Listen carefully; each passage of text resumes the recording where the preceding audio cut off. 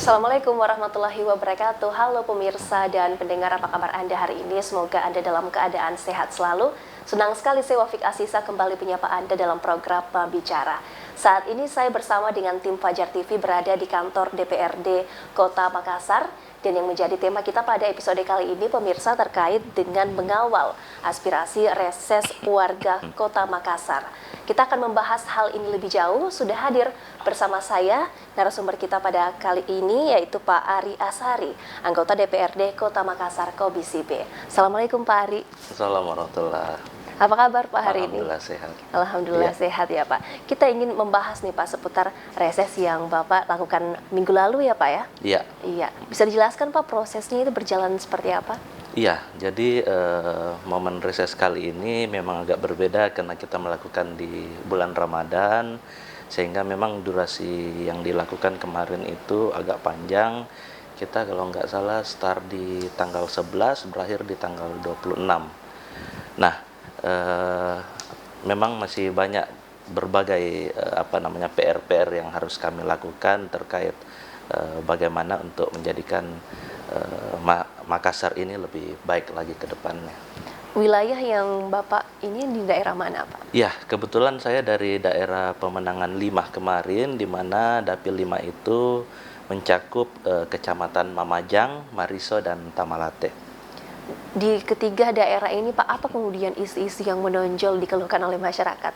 Iya, jadi memang ini agak menarik ya, karena kita masih dalam kondisi COVID-19, sehingga memang 2 tahun kemarin ini anggaran kita di pemerintah Kota Makassar itu banyak direfocusing untuk penanganan COVID-19, sehingga banyak anggaran-anggaran yang tadinya diperuntukkan untuk infrastruktur tetapi dialihkan ke atau direfocusing untuk penanganan COVID-19. Jadi memang banyak masyarakat yang mengeluhkan, kenapa sih di Kota Makassar ini hampir 2 tahun terakhir tidak ada perbaikan di jalan lingkungan, drainase, dan lain-lain, sehingga memang kami sebagai anggota DPRD Kota Makassar, khususnya perwakilan mereka ya, di situ kami menyampaikan bahwa bukan pemerintah Kota Makassar tidak perhatian terkait infrastruktur di Kota Makassar, tetapi ini untuk bagaimana kita lebih baik, untuk bagaimana kita lebih cepat untuk penanganan COVID-19 ini, supaya kedepannya kita bisa menjalani hidup seperti biasanya, dan kita tidak lama-lama berhadap-hadapan dengan COVID-19, dengan harapan bahwa memang pemerintah Kota Makassar fokus dulu untuk penanganan ini itu, kemudian bagaimana kita mungkin di tahun ini, karena kondisi sekarang sudah mulai COVID melandai, sehingga insya Allah di tahun ini dan tahun kedepannya lagi sudah tidak ada lagi permasalahan-permasalahan atau refocusing anggaran khususnya untuk infrastruktur dan lain-lain. Jadi tahun ini memang sudah pasti ya Pak, refocusing anggaran tidak dilakukan lagi atau bagaimana? Insya Allah kita masih menunggu kondisi, karena memang kita berharap ya, khususnya di Ramadan ini, karena biasanya setelah Ramadan itu ada mudik, dan biasanya setelah mudik ada lonjakan kasus seperti itu lagi. Jadi memang kami tak henti-hentinya menyampaikan kepada masyarakat bahwa boleh kita berkegiatan seperti biasa, boleh kita sudah mulai berusaha untuk hidup berdampingan dengan pandemi ini, tetapi kita berharap bahwa masyarakat tetap menerapkan prokes, karena ini untuk kebaikan kita bersama, untuk bagaimana kita tidak diperhadap-hadapkan lagi dengan PPKM dan lain-lain, sehingga perekonomian kita sudah mulai membaik, dan anggaran yang diposting di seluruh SKPD di Kota Makassar itu tidak ada lagi yang namanya refocusing. Ya, dan tentu kerjasama dengan masyarakat harus ini ya Pak, untuk menjaga protokol kesehatan. Iya, karena yang paling penting memang adalah kesadaran dari masyarakatnya, karena kalau dari pemerintah kan sudah tak henti-hentinya melakukan penyampaian untuk prokes dan sebagainya, tetapi ini kembali lagi kepada masyarakat Kota Makassar. Kita berharap bahwa mereka sadar bahwa tanggung jawab terkait penanganan COVID-19 ini bukan hanya tugas dari pemerintah Kota Makassar, tetapi ini adalah tugas kita bersama untuk bagaimana melawan COVID-19 atau pandemi ini untuk bagaimana kita bisa lebih cepat untuk lebih baik lagi. Dari segi penanganan pandemi ini, Pak, Anda melihat Kota Makassar apakah sudah berhasil dalam penanganan Kota Makassar ini atau bagaimana penilaian Anda? Iya, kita melihat bahwa capaian vaksinasi ya, karena kita kan patokannya harus by data, bahwa vaksinasi di Kota Makassar itu kita tergolong kota besar yang cukup untuk bagaimana lebih cepat terkait sebaran vaksinasi ini. Dan saya berkata bahwa pemerintah Kota Makassar sudah cukup berhasil untuk penanganan COVID-19 ini. Kita kembali ke reses yang Anda lakukan ya Pak ya.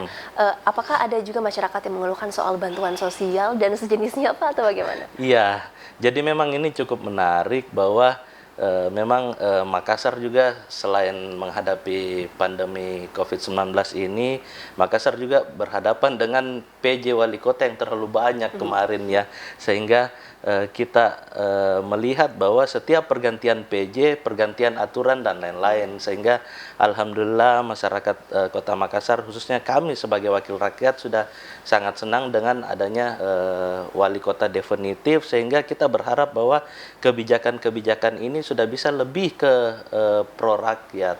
Karena memang 2 tahun, 3 tahun terakhir kita melakukan reses, terkait bansos ini memang tidak ada jalan keluarnya selain kita melakukan pendataan ulang. Karena memang kalau kita melihat data penerima bansos ini mungkin menggunakan data yang 23 tahun lalu, ini sudah expire.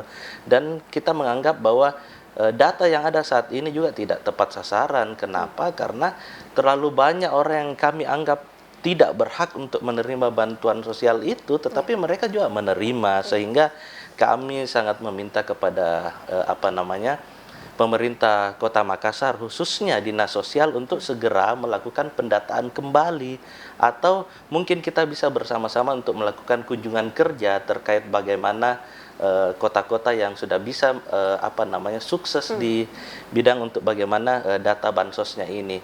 Mungkin kita bisa sedikit melihat ke salah satu kabupaten di Bali, di Badung.